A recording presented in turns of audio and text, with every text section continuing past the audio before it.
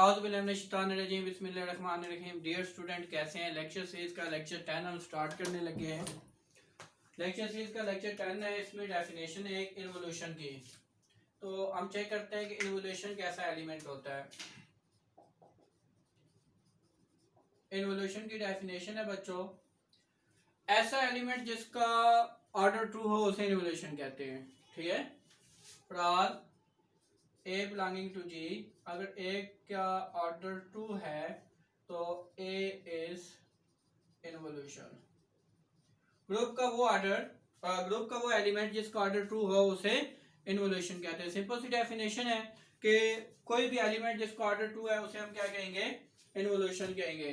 तो इन्वोल्यूशन की डेफिनेशन हो गया। हम एक थ्योरम पे आते हैं कि every group of even order, मैं इसका यहाँ प्रूफ लिखना शुरू कर रहा हूँ थ्योरम का। Every group of even order, ऐसा ग्रुप जिसका ऑर्डर इवन हो, हैज एन इन्वोल्यूशन। मतलब जो let G be group of order 2n, even order है ना तो हम 2n लिख लेंगे। ऑड के लिए आपको पता है 2n+1 लिखते हैं।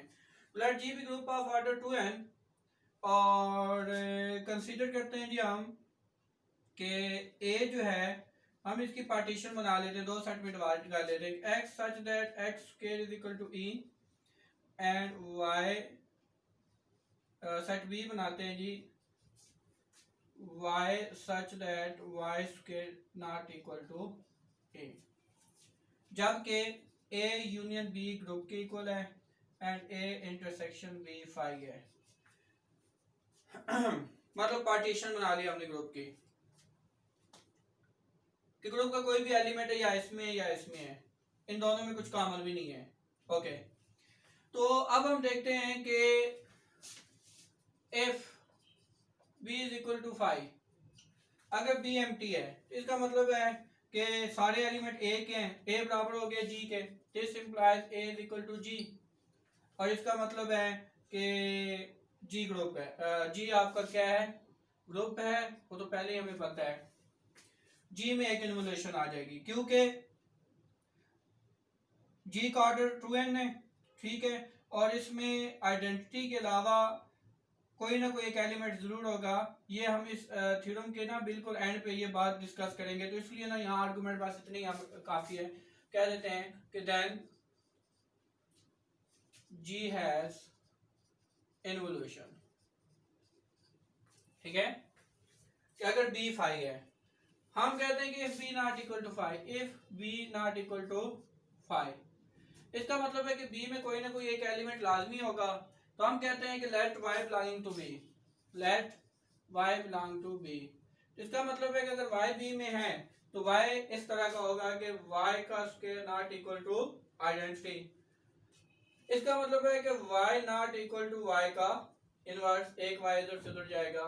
इसका मतलब है कि y इनवर्स, जब y का स्क्वायर आइडेंटिटी इक्वल नहीं है तो y इनवर्स इक्वल नहीं है, तो y इनवर्स का स्क्वायर भी नॉट इक्वल टू आइडेंटिटी। इसका मतलब है कि y इनवर्स बिलोंग कर गया b में, y इनवर्स b। तो ये जनरल एक y था, इसका मतलब है कि b का कोई भी एलिमेंट लेंगे तो उसका इनवर्स भी b में मौजूद होगा। तो b में जितने भी एलिमेंट होंगे, सपोज 10 है तो 10 के इनवर्स भी होंगे, तो मतलब ये इवन ऑर्डर का b बन गया। ठीक है, इट्स मीन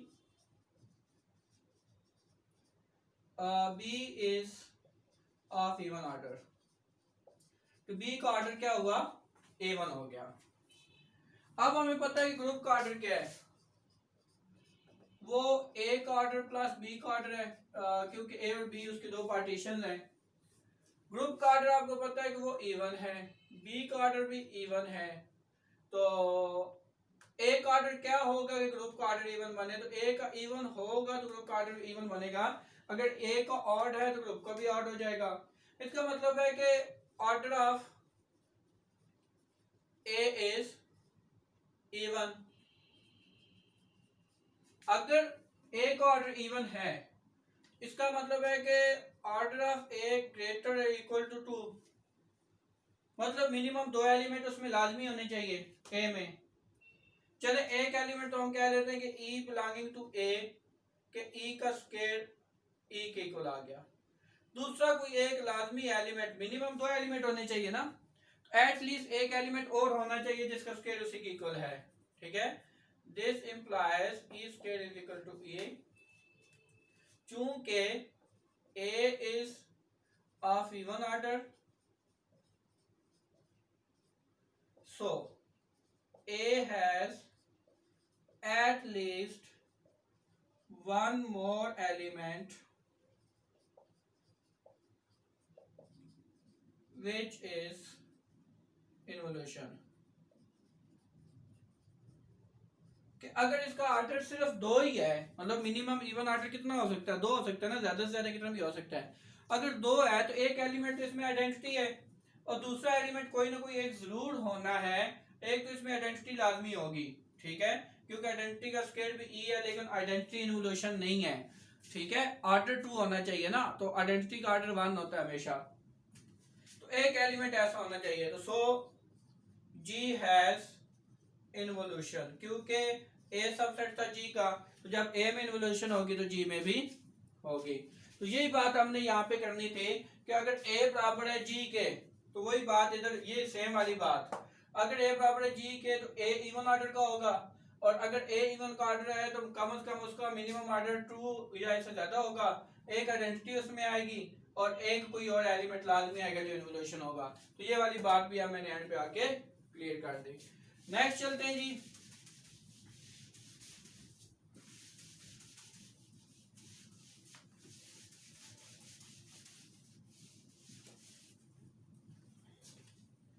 एक और थ्योरम लिखा हुआ है, in a group if every, ये 2 दफा लिखा गया जी, every non identity element is of order 2 prove that group is abelian. के आपके पास ग्रुप है जी, let G be a group, G एक ग्रुप है, every non identity element is of order 2 for all a belonging to G, a not equal to identity, non identity element ले लिया और इसका ऑर्डर कितना है, 2 है, a square is equal to a। इसका मतलब है कि a is equal to a inverse. इसका मतलब है कि ग्रुप का कोई भी एलिमेंट अगर आप उठाएंगे, क्योंकि हर नॉन आइडेंटिटी एलिमेंट ऑर्डर 2 का है, तो हर एलिमेंट क्या होगा, सेल्फ इनवर्स होगा। तो हमने प्रूव करना है कि ये अबेलियन ग्रुप है, तो कंसीडर करते हैं कि x y, for all x and y belonging to G, product भी ग्रुप में बिलोंग करेगा और ग्रुप का कोई भी एलिमेंट होगा तो वो क्या होगा, सेल्फ इनवर्स होगा, मतलब x y का इनवर्स बनेगा। ये क्या बनेगा, y इनवर्स x इनवर्स। आपको पता है कि y इनवर्स y की इक्वल है क्योंकि y सेल्फ इनवर्स है और x भी सेल्फ इनवर्स है। तो इसका मतलब हो गया कि x y बराबर हो गया y x। इसका मतलब है G इज अबेलियन ग्रुप, तो जी एक अबेलियन ग्रुप है। एक और ग्रुप हमारे पास थ्योरम है जी, let G be a group and a belonging G order of a is equal to n, then for some integer k, यहां से मैं इसका प्रूफ स्टार्ट कर रहा हूं कि for some integer k ak is equal to e if and only if n divides k। if and only if जब हमारे पास आता है तो हमें क्या करना होता है, if and only if पे आपकी स्टेटमेंट 2 हिस्सों में डिवाइड हो चुकी होती है, एक पहले वाला हिस्सा एक बाद वाला। हमने पहले वाले हिस्से को मान के बाद वाला प्रूव करना होता है और बाद वाले को मान के पहले वाला, और दोनों हमने ये काम करने होते हैं, फिर हमारा थ्योरम प्रूव होता है। तो मैं पहले कहता हूं कि इसको मैं मान लेता हूं कि let n divide k, n k को डिवाइड करता है, तो मैंने प्रूव करना है कि a k is equal to e, और मुझे पता है कि g ग्रुप है और एक order a n is equal to e, कि g ग्रुप है and a belonging to g and a n is equal to e, कि g एक ग्रुप है, a बिलोंग करता है g में और a की power n is equal to e, ये मुझे गिवन है। ओके, मैं कहता हूँ let n divide k, n divide k का मतलब क्या है कि k is equal to n q for some positive integer n belonging to z positive हम कह देते हैं। आपको पता है ना, मैं कहता हूँ 3 डिवाइड 6, इसका मतलब क्या है कि 6 को जब आप 3 पे डिवाइड करते हैं तो ये हो गया कि 6 इज इक्वल टू 3 टाइम 2, आप 2 टाइम 3 लिखें तो ये 3 तो यहाँ आ गया, ठीक है ना, n इधर आ गया है, 3 इधर आ गया है, और ये 2 साथ पॉजिटिव इंटीजर आ गया जो मैंने q लिखा है, पॉजिटिव इंटीजर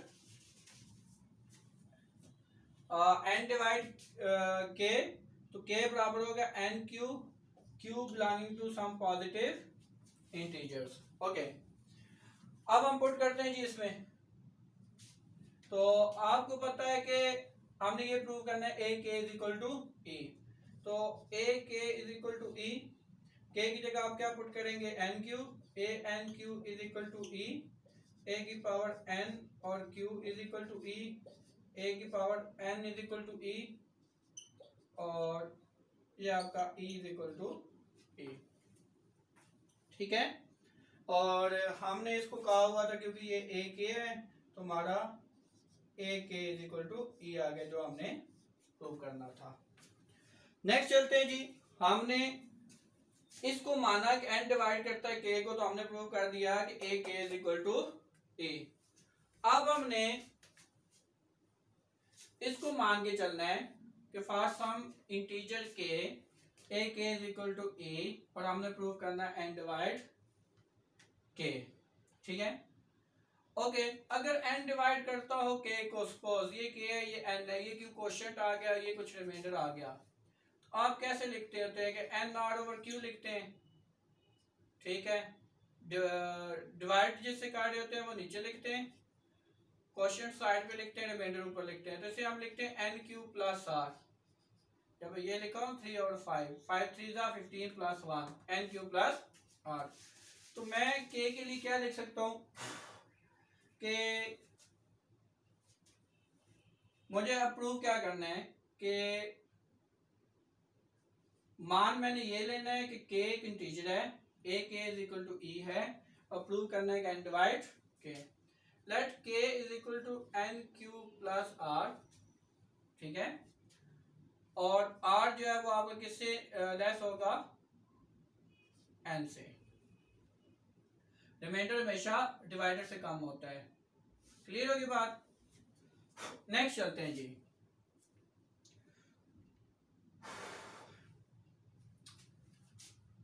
पुट करें जी इसमें a n q plus r,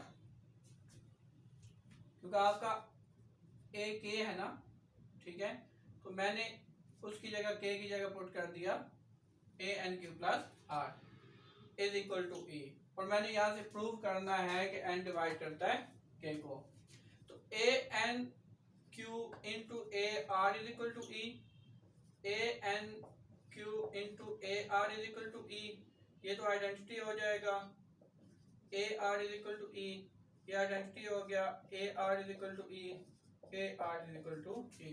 तो आपको पता है r लेस देन n है। अब n का हमें पता है n क्या है, n इसका ऑर्डर था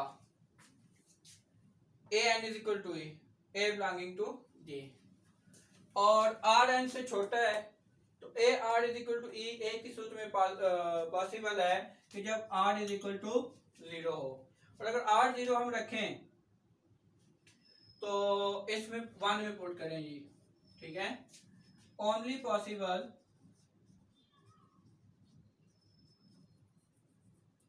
when r is equal to 0। अगर r को 0 में पुट करता हूं इसमें, तो k is equal to n q plus r में r जब 0 हो जाएगा तो k is equal to n q plus 0, k is equal to n q, this implies n divide k। तो थ्योरम हमारा प्रूव हुआ कि हमने क्या किया कि